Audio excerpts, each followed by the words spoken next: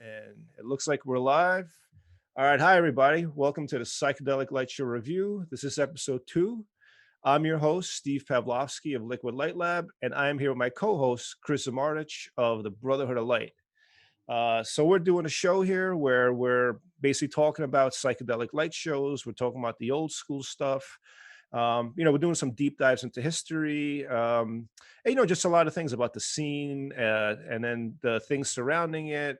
We're going to get into technical stuff and, just kind of just talking about a part of history that's sort of been maybe lost or not always been talked about. So that's kind of the thing that we're doing. We're kind of illuminating this stuff here. As I said, we got my co-host here, Chris Samardizch, and so Chris has some pretty cool stuff for us. What do you got for us today, Chris? Well, this week we're going to do the legendary venues of San Francisco, where the birth of the Psychedelic Light Show happened. Nice. And basically, we're going to cover from 1966 to about 1970, 71, when the business changed. Mhm. And we're going to cover the venues in San Francisco. I'll hit them first. We're going to hit the old Fillmore, the original Fillmore, the old Fillmore. And we're going to Yeah. go on to the Straight Ballroom in Haight Street. And then we're going to go to Chet Helms' Family Dog, Avalon Ballroom. And then we're going to go back to Bill Graham's Winterland. And then we're going to finish with the legendary Fillmore West. Okay. Oh, nice. Yeah. And we're going to cover basically the shows that were the legends that did, they were probably there twice a month at each venue doing light shows. It's going to be Holy See was one of them, Little Princess 109, Jerry Abrams Headlights, Brotherhood of Light, and Heavy Water. Those were pretty much, and then also Glenn McKay. He was with Jerry and they split up, and he went on to do the Jefferson Airplane touring with them. So Yeah. we're going to have some shots of him too. Yeah. So it's like a lot of legendary venues with tons of legendary rock acts that, I'm sure you're going to tell us about. And, these venues were like the cream of the crop. Like these were like the venues to be at, right? Like that you're going to be talking Absolutely. about. And then so some of the light shows too, like they were these were the top light shows that you're also going to tell us about that, did the visuals and Right. When I projections. was a kid, I hung out in San Bruno, which is 15 miles from San Francisco, and I used to go and watch the light show, which I mentioned on episode 1. And Yeah. so then when I finally got old enough to take the bus up to San Francisco and walk to the Fillmore, I got to see like Jerry Abrams and Brotherhood of Light. And those were like, that was like seeing Led Zeppelin compared to your local band, the Mhm. Backyard Mamas in San Bruno, right? All of a sudden you're seeing the headliners. So they were the headline shows, they were Yeah, for and they real. got yeah, I mean, and they literally were headliners. Like they would get billing on the rock on the posters and all that stuff. Like, Yeah, eventually. know, They at yeah, first didn't, but then they they first did. didn't, but eventually they made sure they got on there They actually because became names, like I just told you. yeah. And, Because it was an art form. They were performers, just and artists and creatives, just as much as the bands were, and you know, so yeah, it's a pretty cool time in history that we're going to talk about. Um, so I guess you said you got some slides for us, and you're going to show us around San Francisco a little bit, huh? well, let's roll, man. Let's go. Yeah, let's do it. All right, Okay, cool. there is the old Fillmore. So this is the Okay, first can you one. see that laser pointer there? Yeah. Okay, so this right here, this street here is Fillmore Street, Hmm. and this street is Geary Boulevard. Okay, and this is kind of the bus stop right in front of the Fillmore. That's the doorway of the Fillmore. Okay, so this neighborhood back in 1966, when Bill took it over, was basically kind of like a New Orleans of San Francisco. It had gambling joints and bars and jazz clubs Yeah, and it's kind of that sort of grimy. thing going on. It Yeah, was not. It kind of was seedy. yeah. It was gnarly. And but just across the street, on the other side of Geary, was Upper Fillmore, which was like for lack of better words, at the time didn't exist, yuppies, Mhm. rich people. There was churches, and there was an ice skating rink called Winterland across the street. So they were like 2 blocks apart, All right. these 2 venues. Anyway, let's get back to the Fillmore.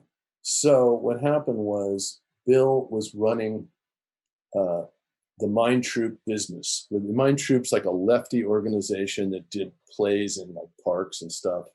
And Bill was a capitalist, and they were liberal, left wing. I don't want to use the word commies, but so anyway, they got busted for having nudity and profanity. They put on this benefit, and so in their loft down in downtown San Francisco, they put on a benefit to raise money for their legal funds, and 1,000 people showed up. Wow. And Bill just saw, money in his eyes, right? So he went to this Fillmore, you see here in the picture, and Charles Sullivan was the owner, a black guy, and he rented it for $60 and did another benefit. Well, then it was packed, 1,300 people. So he decided to do shows. So he got it for $300 a month. Wow. Okay. But he really wasn't in the scene, and the guys that were in the scene that came were like Chet Helms and the Family Dog, who did dance parties in San Francisco, like California Hall and stuff like that. Yeah. And so he went to Chet. Let's go to the Chet slide right now. So he meets up with Chet Helms, and he says, let's do. You got the bands, I got the hall. Let's be partners. So unlikely partner. You got the total guru hippie guy, and you got the total capitalist from the right. And that's Chet on the left, Bill Graham on the right. Bill Graham on the right. Yeah. So so here they start doing these shows, like this. And there's the light show. As you can see, that's the old Fillmore. It's like one of the first shows. Guys are stand-up bass, piano. And then we move on to, there's just some, liquid lights going on, nice. And people are all dancing, having a good time. And so Chet Helms, after 2 months, decides to book Paul Butterfield Blues Band. So he books him. He gets 3 sellouts, and Bill is really impressed. He says, "Oh man, you're doing great." The next morning, Bill Graham wakes up, calls Albert Grossman in New York, and says, "I want exclusive on Paul Butterfield." And Grossman gives it to him. And so the next day, Chet goes, "Screw you, you screwed me, I'm out of here." So he leaves and goes and finds, a month later, the Avalon Ballroom and sets up a similar operation there. So they split. Okay. So now here's Bill. Boom. He's got the Jefferson Airplane, Yeah. And this is at the Fillmore.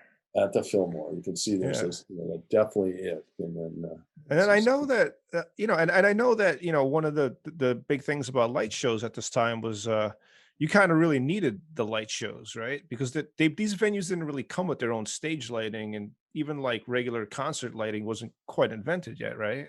Well, in '66, the light show was it.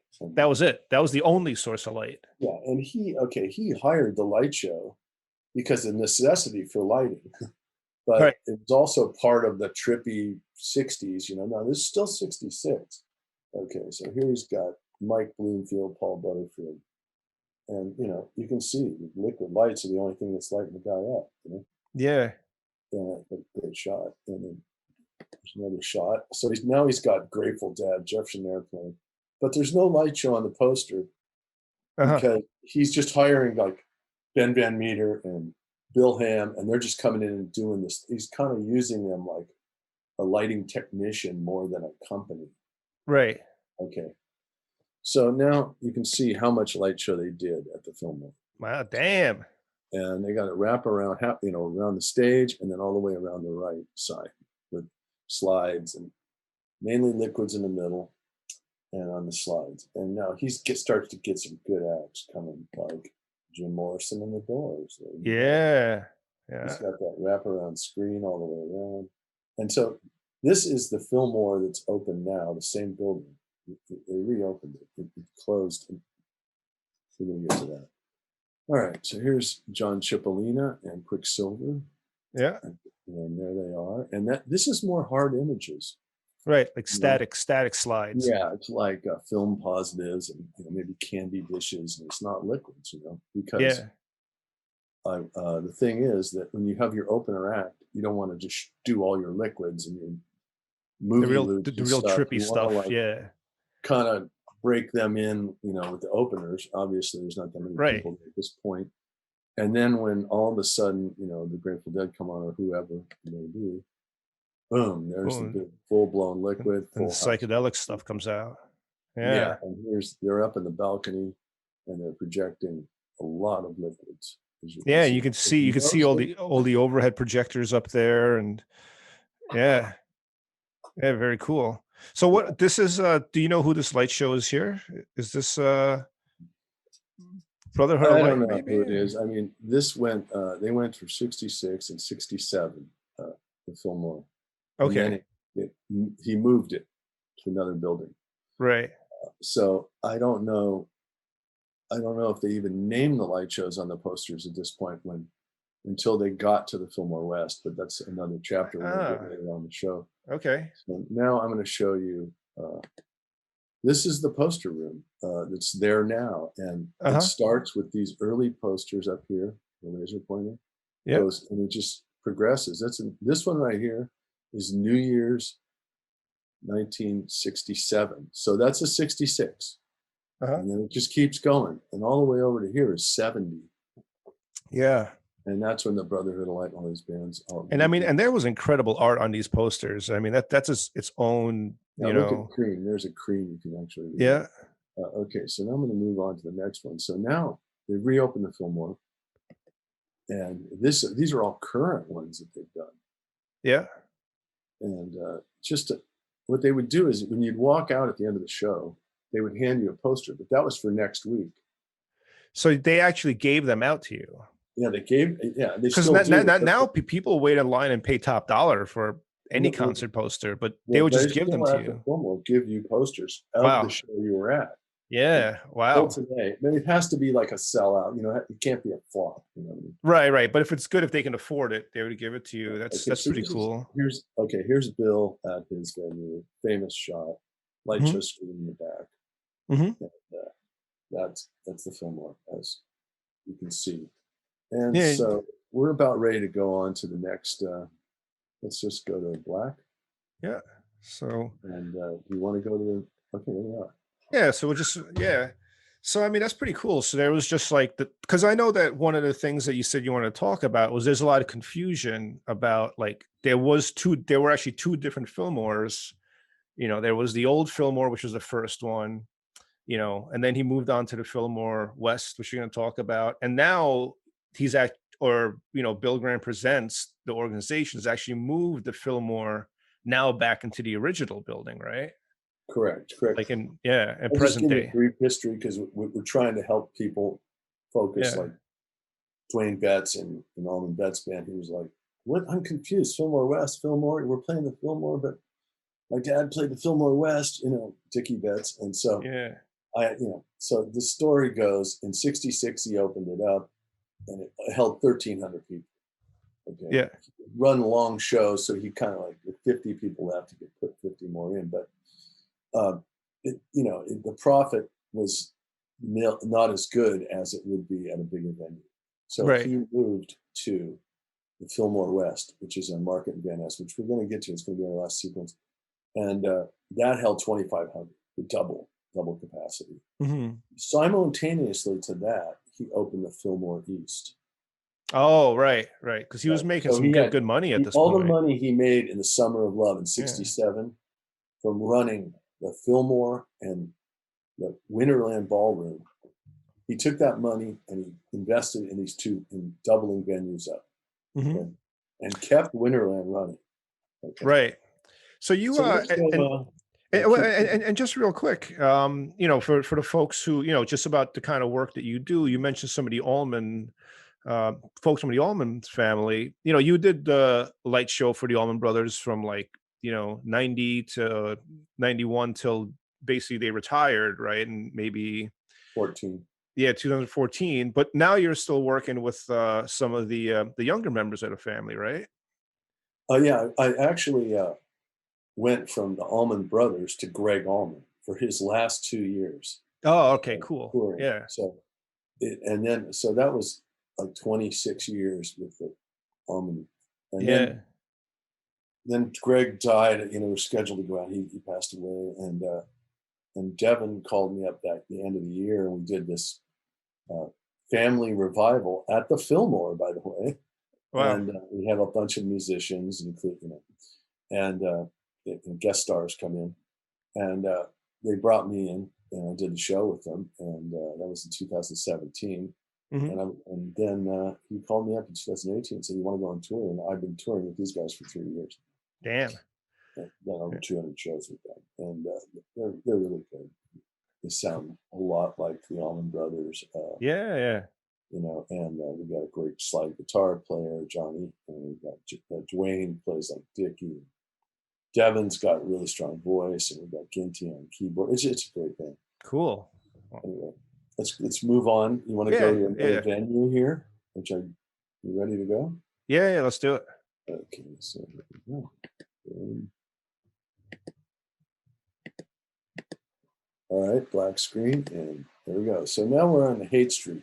Right. So Famous it's around Haight-Ashbury district. 1967 here, and so these guys, Luther Green. I did some research on this. Luther Green is the guy with three other people, and they opened the Straight Theater, which was an old movie theater, and let's see, here we go. And so they have a problem. Uh-huh. They can't get a permit for the dance permit. I mean, dance hall keeper permit. So they Right. decided to call it a dance school. Uh-huh. So school's in session, and I'm missing a slide. So they end up putting on a dance concert, and the Grateful Dead are rehearsing there during the day, and they're Rehearsing. our band supplying them, and Yeah. they do a bunch of shows, and I found out that they were having a hard time financially. So Mhm. when the Beatles released the movie Magical Mystery Tour, Mhm. they sent the debut copy to the United States, which played in this theater. Mm. And the benefit, it was actually sent to Chet Helms. Okay. Oh wow. The Beatles really revered Chet. So they sent it to Chet. They played it for like 48 hours straight to sold out audiences. And they made like 20 grand. And they gave, 10 grand to Chet, and they kept 10 grand to keep alive. So the Beatles, really helped out this theater. Wow. I had no idea about that. Yeah, that's a pretty cool story. I just Yeah. doing research. So here is the Grateful Dead playing on Haight Street, Mhm. and in the background you can see the Straight Theater, Yep. and that's where they ran the power to the stage so they could play on these flatbed trucks. Yeah, you were saying they like literally ran power cords from the venue It like was a across the total, street. like, okay, they got a permit to close the street and have a street fair, but they Yeah. didn't get a permit to play music. So what happened was they backed two trucks in, flatbed trucks, and they had the equipment all under tarps, and they just unveiled it. Jerry Garcia walked up with his guitar, and they just started playing. And if you hear on the tapes, you hear Jerry, he's kind of freaking out. Oh my God, I hope we don't get busted. But they pulled off like an hour and a half show. Yeah. There's the Straight Theater, and there's the flatbed trucks, and there's the Yeah. 100,000 people or whatever. And That's crazy. it's pretty cool. And then eventually they went under, and that was it.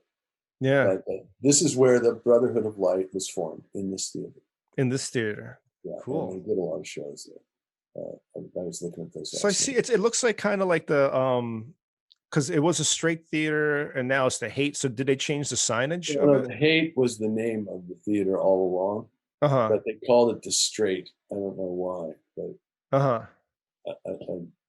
anyway, it was, they tore out all the seats and they made it into a rock concert venue, but they also had movies. Right. They did films. That's Um, cool. Okay, so let's go to us again. Yeah. All So right. yeah, so you got the Fillmore, you got the Straight as well, which is sort of like seems like a fly by night type of situation too. I mean, they didn't even Well, have permits, like to be an actual venue, they had to kind of sideline it and pretend they're a dance school and stuff like that. Right, and it was also like the local bands were like testing out to go to the Fillmore and the Avalon. Oh, okay. The Yeah. testing ground, but it Right. was on Haight Street, and Haight Street was just crazy at that point. So it was like they had like, nude dancers and all kinds of, avant-garde type, behavior compared to Yeah. straight rock concert. Right. It was this around the time when like the tour buses, when they would come to San Francisco, would bring tourists. They'd actually swing Yeah, by the Haight District, so people from the Midwest or whatever, or more, you know, they can come gawk at the hippies. Is that the? absolutely. Yeah. Yeah, very much so. And it's down at the end of Haight Street Yeah. uh, by the Golden Gate Park. Mhm. So, whatever. It was a classic. It was just nuts, really. Oh, I can imagine. Yeah. Yeah, yeah. And okay, so Yeah. What do we 2 got months next? later, after Bill and Chet broke up, Uh-huh. uh, he ended up getting this Avalon Ballroom. And they broke up for did you, I don't know, so why what were their differences? It was really like, was it Well, I financial mean, stuff, personality well, it was differences? really that he got the contract, Uh-huh. for all Albert Grossman's bands. Oh, right. So he just And, yeah. that kind of Chet was pissed because he scooped his band out from under him. Oh, I can imagine. Yeah. Yeah, and so he just didn't, that they only lasted 2 months, but, Bill Graham was never gonna be partners with anybody, okay? Right. Yeah, He he's an just wasn't that kind of alpha guy. type No, no, personality. right, he just really wasn't. And so Chet and the Family Dog now goes to start their own venue. Right, okay, I'm gonna go there if you want. Does that sound good? Yeah, let's do it. Okay, here we go. Um, okay, and that Oh, is the wow. Avalon Ballroom. Oh, cool. And over here is where you went in, and upstairs is where the shows went on. And And how this far, is in the middle of San Francisco on Sutter and Van Ness. so how far is this from like the first Fillmore and From that first Fillmore, it's about 2 miles. oh, okay, so it's slightly different part of town. Oh yeah, it's much more of a high class part of town. Uh-huh. Okay, so now we're going to go to a classic here. There's Oh, a yeah. beautiful Grateful Dead Avalon Ballroom, Yeah. Family Dog logo right there, Yeah. and this is one of their iconic images. And And yeah. Alton Kelly, Stanley Mouse Yep. were the artists on this. Okay. Yeah, that's a beautiful one. So you can see Bill Graham in his slouch hat and his sweatshirts. And now here, I'm going to show you Chet Hellman, the Family Dog. Here it is. Boom. Oh, yeah. A little bit of a different attitude. Yeah, they don't quite look like capitalists. No, and look at Chet. He's like the king. He's like the king lion here. And then we've got Yeah.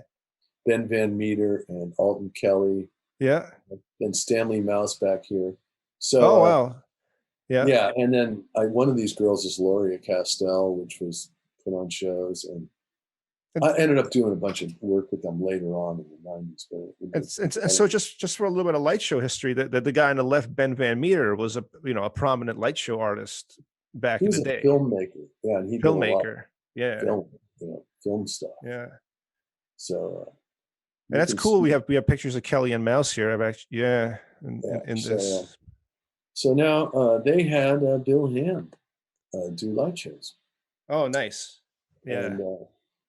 and so Bill, the interview on your site um, it's a little history of light shows. Is that what you call it? Yeah. Brief history. I have a little blog I was running called the Brief History of Psychedelic Light Shows. So, Right. So and it's not so my in the interview, but interview, it's an interview he did for a San Francisco radio station that's posted on there.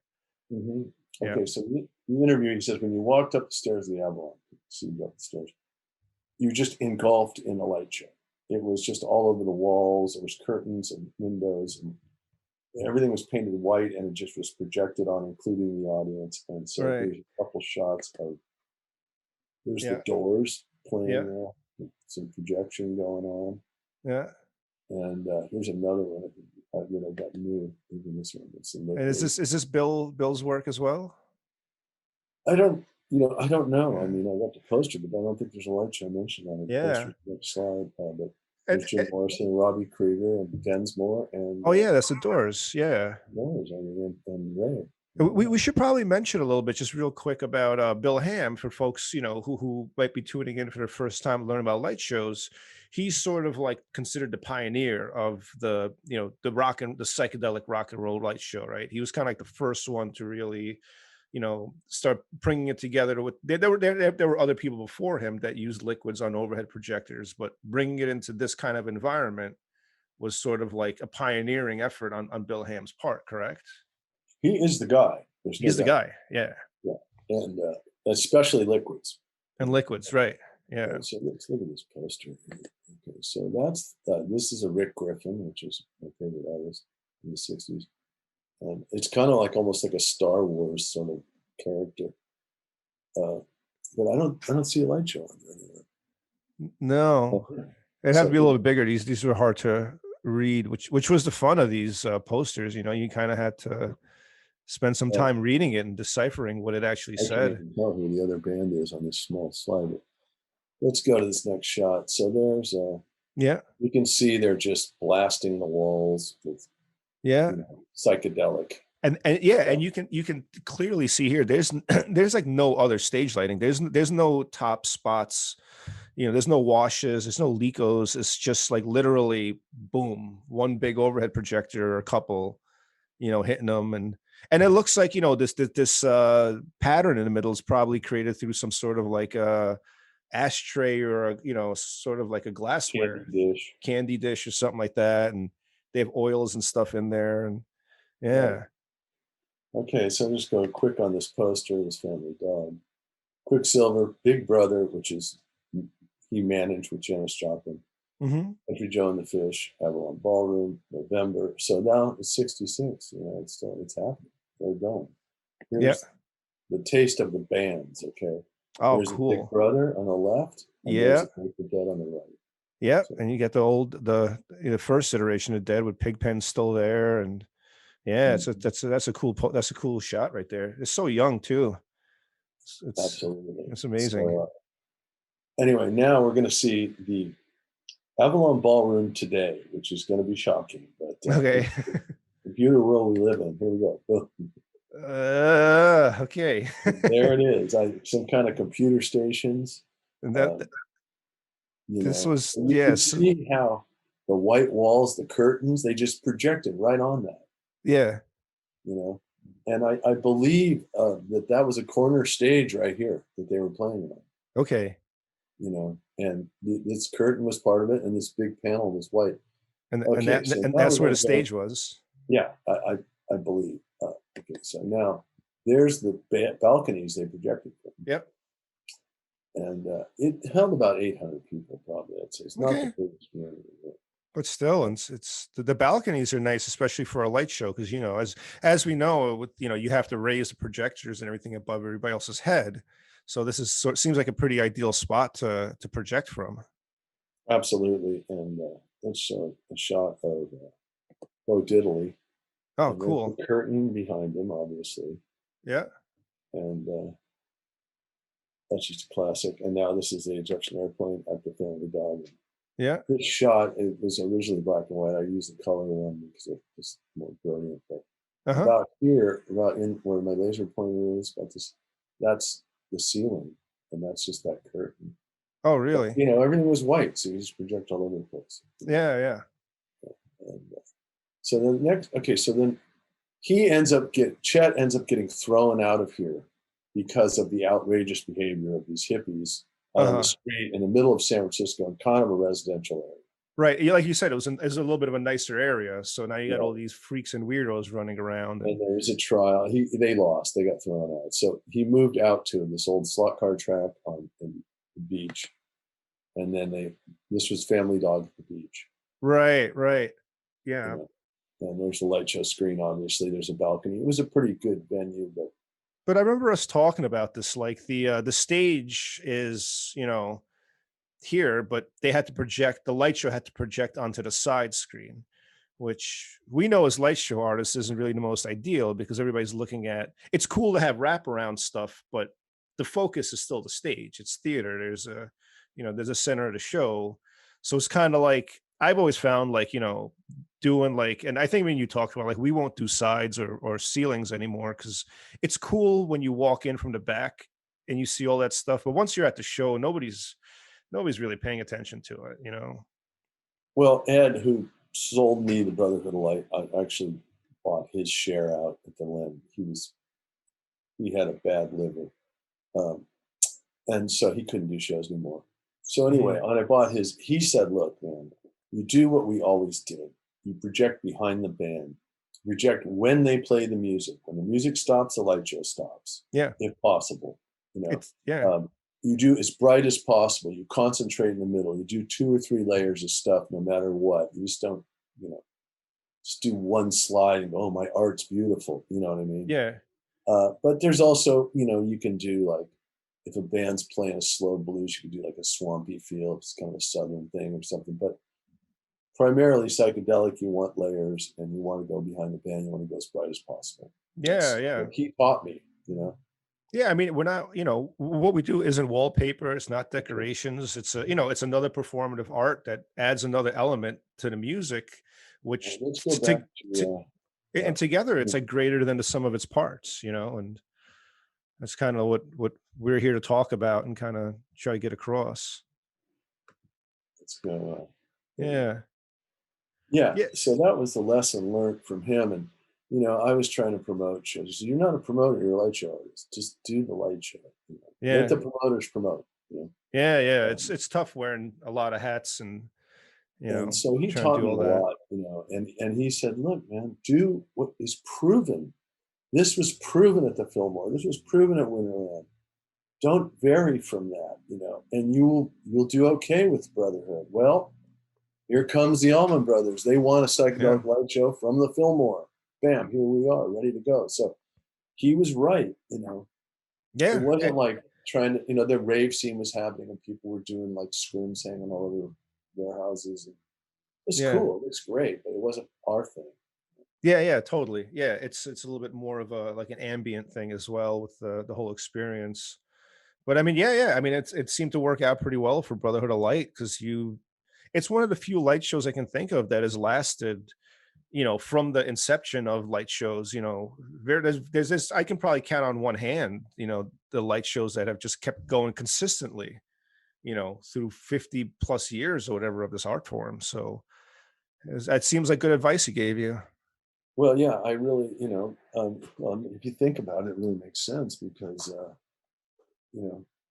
it's somebody's going to come along. Well, I mean, Robert Plant hired us, the Doors. I did the Doors tour.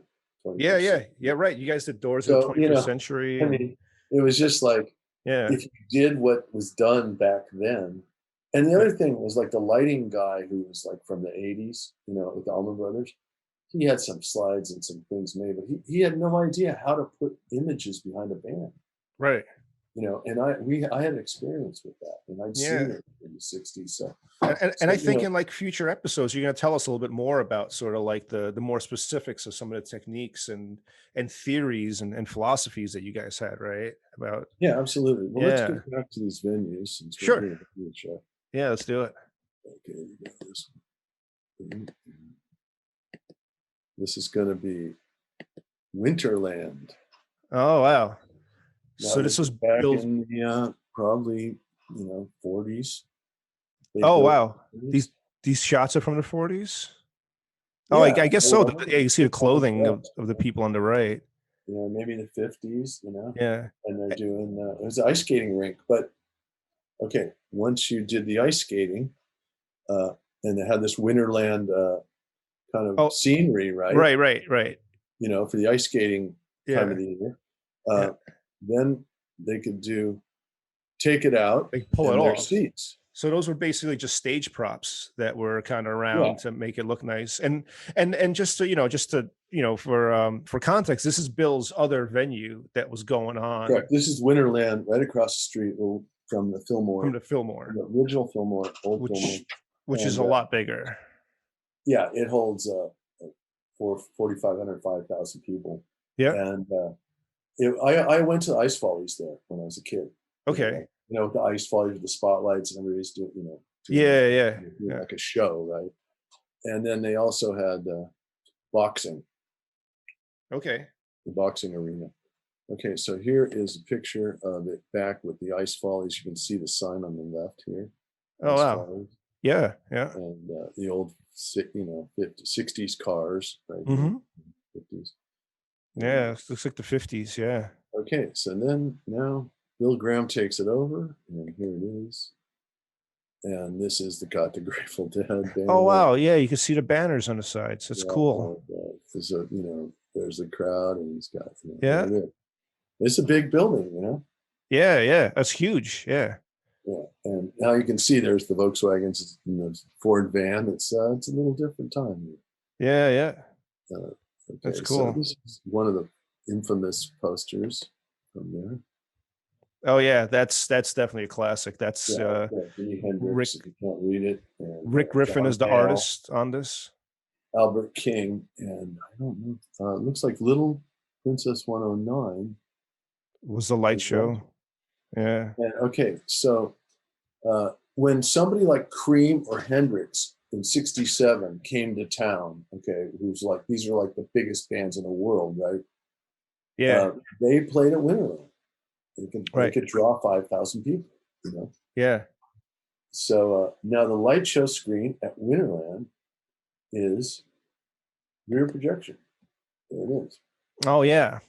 So let's talk a little bit about, from the technical reasons and, the differences between what rear projection is and what front projection is. Because so far, everything we've seen so far has been front projection, meaning, somebody's in the back on a balcony and they're watching the stage, right? But in this case, what's going on here?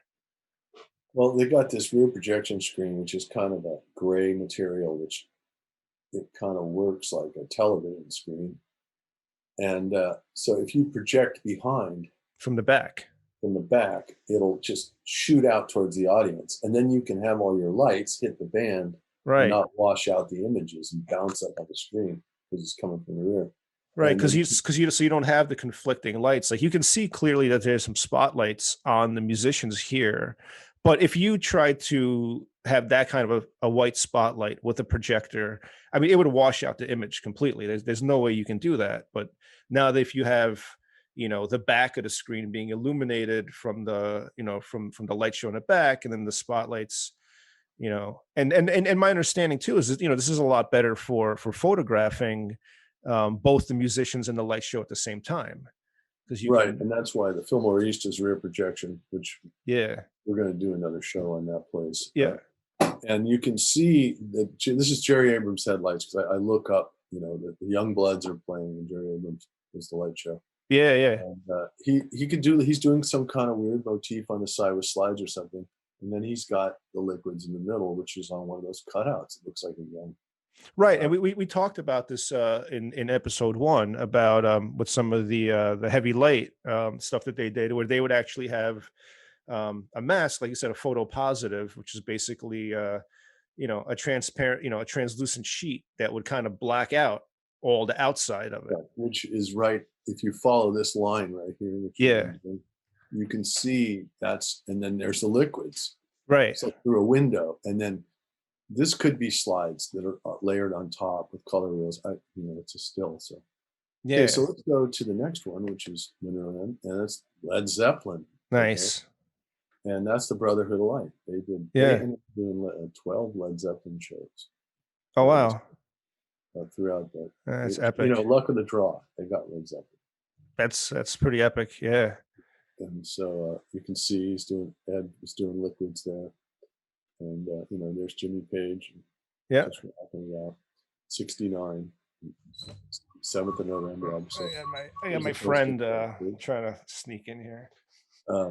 Oh, really? Yeah. Oh, we got a cat. Cool. Yeah, Brotherhood of Light somewhere on this poster. I can't remember where, but this is the Led Zeppelin. Oh yeah, and then the Yeah, Rolling Stones are playing. Oh wait, that's an advertisement actually for the Oakland Coliseum. yeah, they're actually. So this is when it started to get to like the Rolling Stones. Yeah, I started to do arena rock. Okay. right. It's getting big now. Like Yeah, this is well, yeah, only a couple bands did that at this point. So here is Quicksilver doing the Winterland with the yeah. rear protection light shows. Liquids, probably Brotherhood of Light, just killer liquids looking Hmm. awesome. And I'm going to go to this next one because it reveals the light shows more for our light show crowd. Oh So yeah. there's the grommet screen with the rear Hmm. projection image up on top, and there's Yorma and Grace, Yeah. and you see all the projectors up in here. Right. So it's a little hard to see from this picture, but those are people in the balcony, or actually the seats behind it, Yeah, and what you're looking at is their projectors. right here. And You it's know, hitting up in here. You can see that's right kind of a liquidy thing up from behind. Yeah. there. And then the band's playing underneath it. Yeah. And yeah, so And this is Jefferson Airplane here. this Jefferson Airplane, Yeah. yeah. Um, and now we're going to go to the famous New Year's poster. So the tradition started with Grateful Dead playing there's actually one before this, 1968. They started playing at Winterland. Hmm. And they played every New Year's till 79. Hmm. Right. So, it's kind of like Fish playing Oh, MSG. Madison Square Garden, right? New Oh Year's. yeah. It's a And sort I of thing. and I go every year. So Yeah. this was Winterland, Grateful Dead, and then I'll show you. This is, Oh man, that's a nice crowd. nothing stopping them there. You know what I mean? I mean, the energy in that room must have been fantastic on, especially New Year's night. Like, Right. did they And they go would play. They would play till 6 in the morning, and then right? I was they gonna would say, serve like, what? breakfast. Yeah. Oh, yeah, and they would serve actually breakfast on the Right. way out for people. So, were there like permit rules, or was this kind of because you can never do this now, like especially at not something like the Garden, but how like were like the rules just less, relaxed, or like how did they get away with playing till 6 a.m.? There was no limit. I mean, they didn't sell alcohol, so there was no like 2 o'clock thing in California. Right. As opposed to two. Interesting. So it was just, if you could Yeah, stay, you could go to the show. that's cool. And that San Francisco is a loose town. Yeah. I mean, I grew up there. My parents, they liked to drink and party, and they went out with their friends, and we went fishing. All I mean, it was just if my parents did drugs, they would have been hippies, but they weren't. They were from a World War II generation. So I had girls at my house, and it was just a loose place, man. San Francisco was a great place to grow up. I mean, it was just awesome. Oh, back then especially, Yeah, I and imagine. Bill had hired cops that were security, so he was Oh, getting good. Yeah. So you money, got a little. Yeah. you could smoke pot in the venues. Hmm. It was a good time. Oh, So yeah. then let's go to the end of the light show here at Winterland, where the Wall of Sound by Stanley Osley is built. Uh-huh.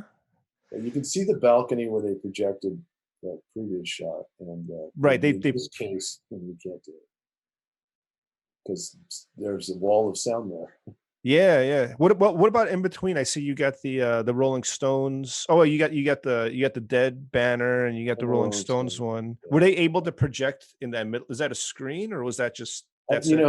Around 71, they just quit doing light shows at Winterland. Right. It just became a rock venue, and like here's like the Who playing there. Mm-hmm. Look at this, a mob scene, and then he's throwing his He throws guitar out. guitar in the air. Yeah. It's a classic, and then along, by the mid 70s, it was just a rock venue. Look at the stage, full on lighting. Right. Now you got like a traditional trussing and yeah, cans and stuff like that going on. So yeah. The permanent PA hanging there. Yeah, yeah. And because you said too, they filtering bands through, week by week, and if they sold the seats behind the stage. right, because the light show was taking up those seats. And so now they can also sell those seats, which Exactly. Bill Graham would want to sell those seats. So and there was bands like like Tom Petty and Bruce Springsteen and Ritchie Blackmore and Johnny Winter and Kept guys Mountain. who weren't really, yeah, they weren't really like traditional psychedelic. They weren't psychedelic at all. Some of these guys either, like you said, Rod Stewart or It something was like that. just more. It was a rock venue, Yeah, UFO, and it was hard and rock. and and now the Live. the rock star of the front man is the star. And Right. Yeah. yeah, yeah, But it was great. There's a lot of great shows there. yeah, yeah, Okay, let's. I'm gonna go. Let's go back to us. yeah, Okay. Okay. yeah. And oh, wait a So minute. we went through so to recap, we went through the first Fillmore, we went to the Straight Theater, which, and then we also went to the Avalon, which is kind of like a an answer, Chet Helms's answer to the Fillmore, and then went to the other venue, which was Bill Graham's bigger venue, the Winterland. Yeah. So, Right. and these were kind of like the the main venues here in town at the time.